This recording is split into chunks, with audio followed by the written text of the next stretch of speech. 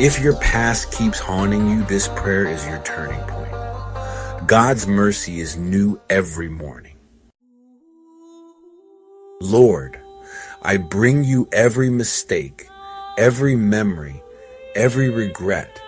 Your word in Isaiah 43:18-19 says, "Forget the former things, do not dwell on the past.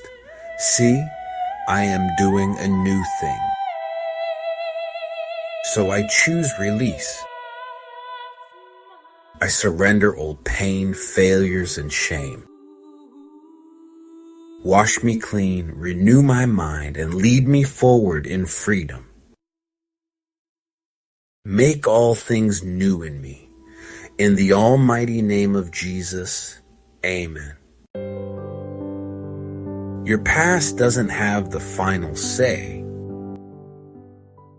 Jesus does. Grace restores all. Don't let your past hold you hostage. If this prayer speaks to you, hit like, subscribe for more healing prayers, and share this with someone who needs a new beginning. Your future in Christ is full of hope.